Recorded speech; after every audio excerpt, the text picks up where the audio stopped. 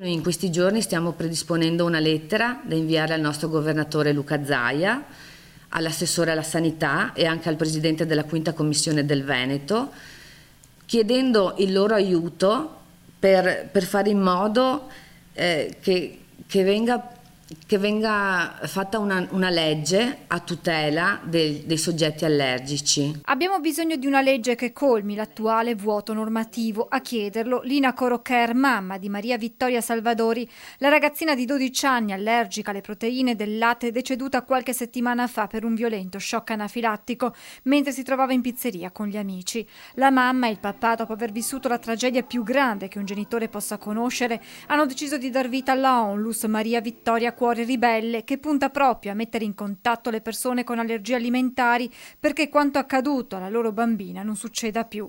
E il primo obiettivo è proprio quello di avviare una discussione seria sulle allergie sul piano politico, partendo da una legge chiesta non solo dalle famiglie ma anche dagli operatori del food, dai ristoratori a chi si occupa delle mense scolastiche. Potremmo avere, potremmo avere un marchio che le aziende produttrici mettono nelle loro confezioni. Una legge permetterebbe anche la creazione di servizi mirati per gestire al meglio le emergenze correlate alle allergie e una corretta informazione. In tal senso guarda la neonata Onlus, ovvero veicolare nel modo corretto la ricerca di notizie. Se uno va in internet e deve cercare determinate informazioni, ci rendiamo conto che ne arrivano talmente tante, ma sono frastagliate, e questo può andare a portare nella maggior parte dei casi più confusione che se non aiuto. Le persone affette da allergie meritano particolari attenzioni, ma non vanno discriminate, sottolinea la signora Lina, come Maria Vittoria, che nonostante sin dalla nascita abbia convissuto con questo problema,